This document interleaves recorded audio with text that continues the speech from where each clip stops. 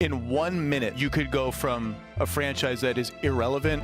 The Houston Rockets, Portland Trailblazers, Spurs, Detroit, to set for 20 years. The #1 pick in the 2023 NBA draft goes to the San Antonio Spurs. Their first #1 pick since 1997 and Tim Duncan. What are the San Antonio Spurs getting with Victor Wembanyama? I'm trying to win a ring ASAP, so be ready. Be ready. Strong words from Victor Wembanyama, but also smart words from a teenager who might become the greatest basketball player the world has ever seen. But what exactly does it take to become the greatest basketball player the world has ever seen? That is a question that has suddenly become very important, and luckily, there's already a blueprint of what it takes to become basketball's GOAT. Michael Jordan did it, leaving the NBA undoubtedly as the greatest, over then competitors Bill Russell, Wilt Chamberlain, Kareem Abdul-Jabbar, Larry Bird, and Magic Johnson. Mike has also continued to be known as the greatest. We have seen LeBron come incredibly close, but unless something big changes, right now the consensus is LeBron James has not done enough, which means we have real numbers to work with. And so history has shown us that if Victor Wembanyama is going to leave the game as the NBA's greatest, he would need at least 4 MVPs, 4 championships, 6 finals appearances, 10 All-NBA first teams, and 14 All-Star games. And on top of all of this, Victor Wembanyama will need early dominance. So what's up guys, Mike here, and out of the 3 players in the real GOAT conversation, Kareem, Mike, and LeBron, it is very clear that if Victor Wembanyama seriously wants to leave the game as the greatest to ever play, he does need to be dominant in his first 5 years. Looking at the first 5 seasons of those 3 players, in his first 5 seasons, Kareem was otherworldly. He had 3 MVPs and a championship, while LeBron was a 2-time first All-NBA selection in his first 5 seasons in a much more difficult rebuild situation. In that rebuild situation, LeBron managed to carry the Cavaliers to the NBA Finals in just year 4 with a historic performance, scoring 29 of the Cavs' last 30 points in a must-win Game 5 versus the Pistons that swung the series and ended up bringing the Cavs to the NBA Finals, where they were swept, but the NBA was put on notice. LeBron James was now firmly in the GOAT race. As for the actual GOAT himself, Michael Jordan was 5 for 5 in both playoff appearances and All-Star game appearances in his early seasons, and also he was MVP of the entire league by year 4. The Spurs are not going to have time to waste with Wemby. They're going to need to get better talent around him quickly if he is really going to be part of this GOAT conversation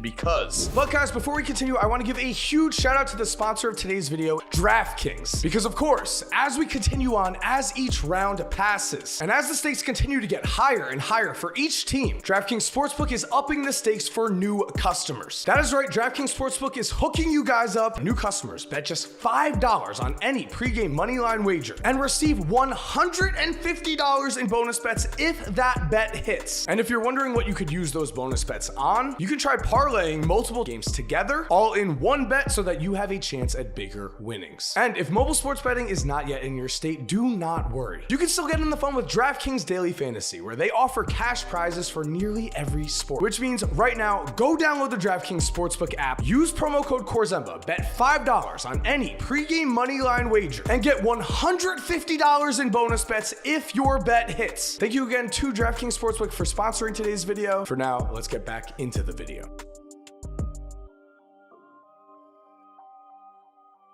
Looking at Luka Doncic, he has been first team All-NBA 4 out of his first 5 seasons. If he was in a different situation other than the Dallas Mavericks right now, if you switched him with Jason Tatum, wouldn't there be a chance that on Boston, Luka would have already won both an MVP and might possibly win a championship? Instead, Luka has been stuck with a horrible roster in a horrible situation in Dallas, and by no fault of his own, his basketball legacy has been impacted. Players are not always in control of their situations, which is a great time to add in this side note. We are respectfully leaving the great Bill Russell off of this comparison for this video, as before the ABA merged with the NBA, we realistically had around 9 teams in the 60s with no free agency or trading. LeBron was not battling 11 titles as his marker for the GOAT, neither will Wemby realistically. To me though, Bill Russell the clear GOAT of the pre-merger. Meanwhile, we already know headed into the league that Wembanyama might be the actual greatest prospect ever. He is 7'5", he's mobile, he can dribble, he can shoot threes off the dribble. He's improved tremendously year after year already. He was just named the top scorer, the top defender, and the MVP of the top professional league in France as a 19-year-old, and he seemingly has that competitive dog in him that is needed to be a true great. Look at what he did when he played potential number 2 pick Scoot Henderson on an American national stage for the first time. With the blow by, oh, Wembanyama rejected at the rim. Henderson using the screen, blocked by Wembanyama, his second block already. 9 on the shot clock, blocked by Wembanyama. Victor dominated this matchup, gave us a defining moment already, and now because of moments like this and his continued success, Victor himself has created new expectations. He has created new rivals. And so we are looking at the 3 real top candidates for the greatest player of all time. And when it comes down to it, Kareem Abdul-Jabbar, LeBron James, and Michael Jordan all followed a similar path. However, in order to become the NBA's actual GOAT, Michael Jordan won 6 titles and was the finals MVP in each win. He also was named MVP of the league 5 times and was second in the voting 3 times in 87, 89, and 97. If we were to break Jordan's career into 3 categories, early dominance, apex, and the glory years, we find that at each point in his career, he has made it extremely difficult to pass him. No game 7s, back-to-back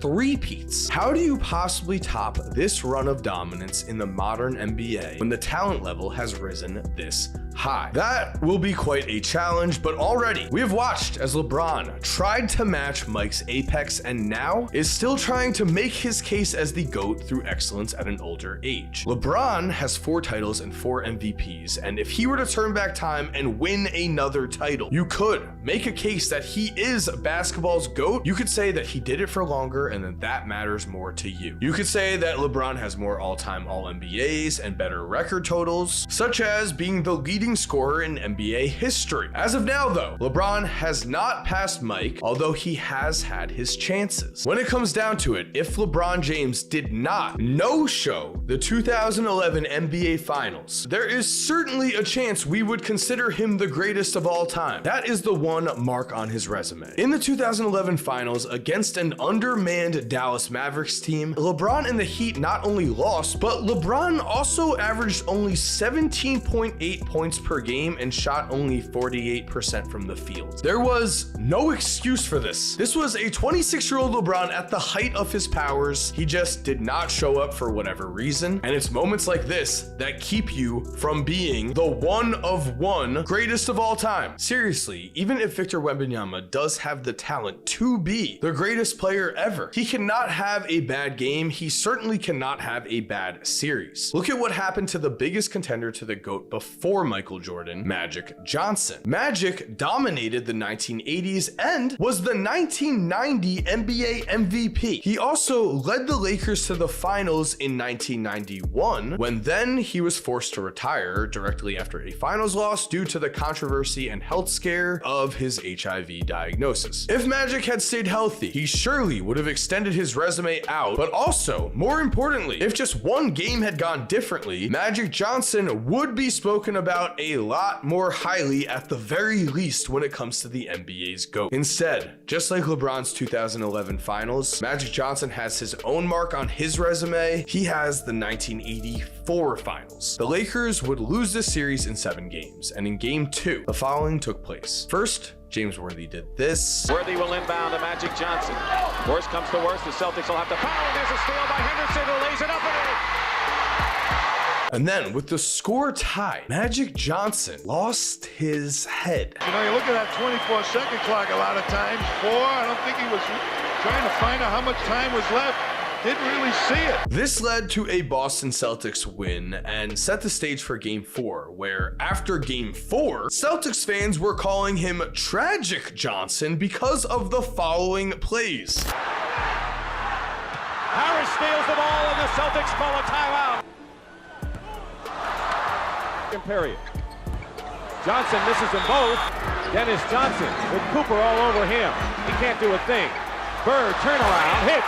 At the time, Magic did not know it, but with this series, he had cost himself any chance at being the GOAT. The margin for being the best to ever do something is, of course, razor thin. And at the end of the day, while the GOAT conversation does have no hard score, what we do have is proof of what it took to become the GOAT before. And that comes in the case of Michael Jordan ending his career as the known GOAT ahead of Kareem Abdul-Jabbar, who was a 6-time MVP, 6-time title winner, 19-time All-Star, and at the time was the NBA's all-time leading scorer. The thing is though, Kareem had most of his success pre-merger. Look at the difference here for Kareem. In the 5 seasons before the NBA merged with the ABA, Kareem averaged 29.9 points, 15.7 rebounds, 4.7 assists, and 3.7 blocks per night. Wildly dominant numbers. Then the NBA merged with the ABA, and a huge infusion of talent was added. 12 of the NBA All-Stars in 1977, the first All-Star game post-merger, were ABA players the year before. That included Julius Erving. With these new players in the league in the next 5 years, Kareem averaged 25.3 points per game, 12 rebounds per game, 4.3 assists per game, and 3.3 blocks per game. Still incredible numbers, but clearly one step down. Also, out of his 6 MVPs, only 2 of them came post-merger. So at the end of the day, clearly Kareem's extreme early dominance and extreme longevity did not matter as much as the fact that at his apex, Kareem did not dominate in a three-peat with no game 7s kind of way. The GOAT needs to be in-your-face dominant, of course. He needs to be the greatest we have ever seen play on a basketball court. In Michael Jordan's apex, he not only pulled off his first three-peat, but also between his 6th and 10th seasons, Jordan was named back-to-back MVP in 1991 and 1992. Meanwhile, it was LeBron's emergence of an apex that threw him fully into the GOAT conversation. I'm not sure LeBron's apex will ever be touched. From 2009 to 2013, LeBron won 4 MVPs in 5 seasons and also won back-to-back titles with the Miami Heat. If he had only just taken down Dirk and the Mavs in 2011 or Kawhi and the Spurs in 2014, LeBron might have emerged as the GOAT because his apex would have been